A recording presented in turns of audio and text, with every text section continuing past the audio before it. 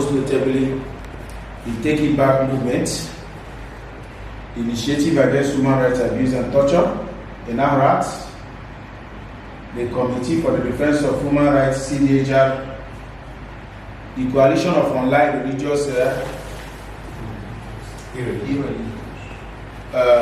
Irreligious People of Nigeria, among other coalitions. We are here today to lend our voice with regards to continuous abuse of power, suppression of decent voices, and most importantly, the continuous incarceration of Mr. Harrison Oforegbu, also known as IJELE Speaks, and a call for his immediate release and drop of all charges placed against him. The online community of religious people of Nigeria has gathered today alongside all the coalitions to express their concerns on citizens and members of the media to draw national and international attention to the prolonged detention and life-threatening medical condition of Mr. CHIZOROM Harrison Oforegbu, popularly known as IJELE Speaks. Mr. Oforegbu is a digital content creator, a vocal social critic. He has been held at Ikoyi Correctional Center in Lagos for over 1 year and counting. His incarceration follows the allegation of threat to life, defamation, and cyberbullying by two influential religious figures, most notably the evangelist Ebuka Obi of the Zion Ministry in Lagos and Reverend Prof. Victor Onokogu, also known as Daddy Hezekiah, founder of Living Christ Mission. While we believe in the right of any citizen to seek redress through legal means, we are alarmed by the apparent abuse of legal processes to silence dissenting voices, particularly when such voices challenge the status quo and religious institutions as we see in our country today. More critically, Mr. Oforegbu is now suffering from kidney failure.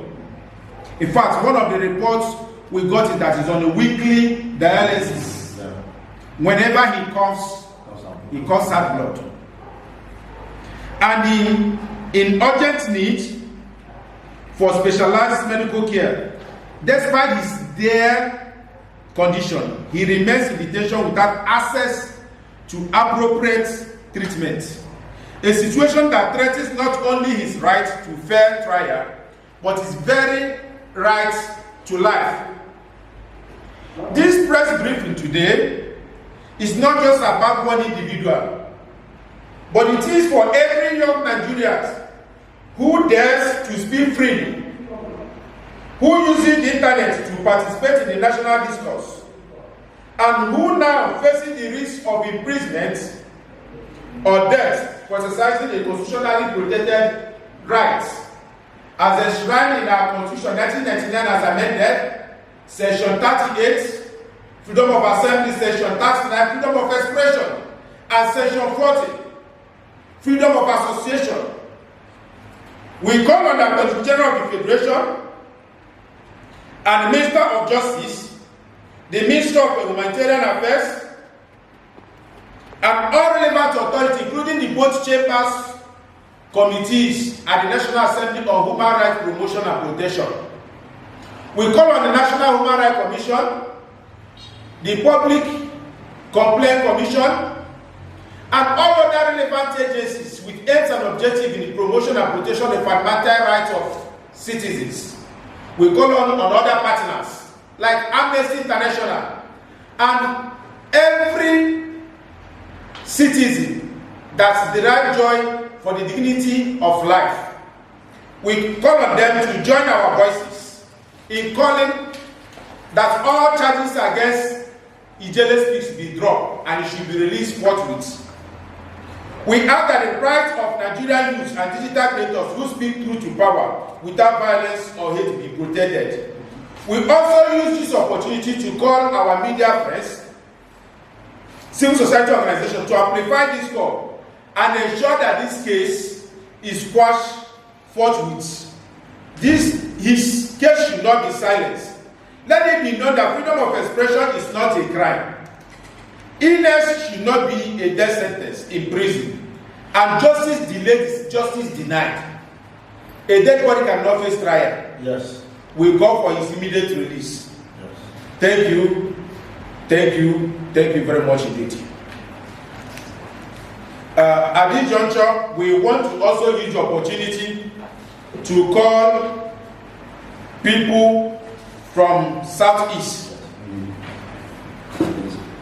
both Ohanes and Indibo, who feel offended by IJELE's activism in the past, and as such is using it to suppress or oppress or allow one of their own to languish in prison in Koyi Correctional Center. Of course, in the last general election, it is a well-known fact that IJELE's speech is a very vocal voice to this government of the day and its ruling party, APC. We use this opportunity to call on APC, the national chairman, and his leadership to intervene in one of their own that has been in prison. In fact, behind the scene of his operation is his support for APC to lead. Yes. So we find it shameful and unfortunate that even in his critique, somebody criticized person like Imaz Nabikan and Daipo is in detention. He that criticized also is in detention. So it becomes a mockery of a society. The people he criticized against, some of us from this side, that in most of the things he presented, we disagree with him during the 2023. The last of Showore, and his party AAC, among others, we are the ones today fighting for his release. Yes. What a nation we have. We therefore call on the agency that is in charge of human rights in Nigeria, the Executive Secretary, Tony Ojukwu, Sam, to intervene on this issue. We understand that the 3 charges placed against him, 2 have been struck out by the court, remaining cyberbullying. We ask that all charges be dropped and he should be released what he has already suffered. Somebody has been castrated for a year plus. What else are you looking for? The family are suffering, the children are suffering, the parents are suffering. We are pleading. Whoever that feel offended by activities of IJELE should forgive him. Yes. And release him forthwith. What are we saying? Release IJELE now. What are we saying? Release IJELE now. What are we saying? Release IJELE now and drop all charges against IJELE. What are we demanding? Release IJELE now and drop all charges against IJELE. What are we demanding? Release IJELE now and drop all charges against IJELE. Thank you very much. If there are questions or reactions with regards to this, we can welcome it now.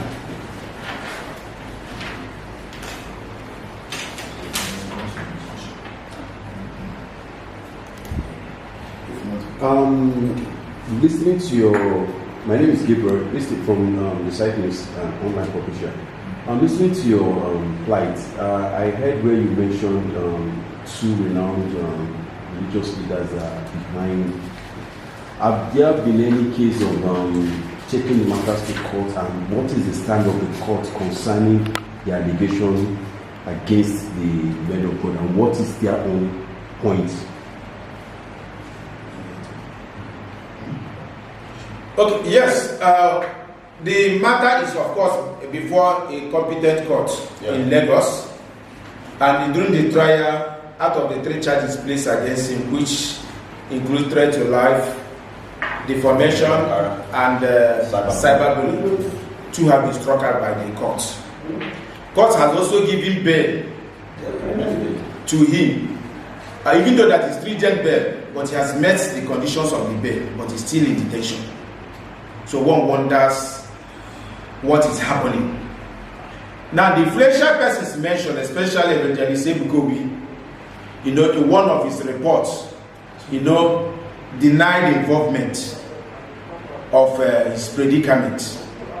But then it becomes a fundamental issue of a child, a witch cries at night, a child dies in the morning. There are reports that they have raised up top-up charges again somewhere in Anambra State by Reverend Prophet or Professor Hezekiah, yes. Trying to relay him from Lagos because he appears like they couldn't, the charges they placed against him in Lagos, they couldn't defend it. You understand? They are trying to set up another charge, but the bottom line of the whole thing is more political than all these accusations. That's true. The bottom line is that they believe IJELE being from Southeast and he has followership online, supposed to use his followership to advance their own cause. But he went contrary and stand on the side of APC and the current administration. So it marvels us that as he's facing these kind of challenges, even on the ground of human faith or civil approach, because it's a civil matter that they have turned into criminal case. Yes, civil matter. We expect intervention from the ruling class, whom he spoke for, to come and see how they can resolve issues. Yes. They allow him to wallow. As of today, he has gotten into a situation where he can never recover from the situation he finds himself. There are efforts, there are reports that they are looking for kidney donor to transplant. If he had not been to that place, most likely he will not face what he's facing today. Yes, that's true. So we ask for whoever that feels offended by what he has done or what he's doing to forgive him and let him go. Now, to add to that, I believe the Constitution is clear about freedom of association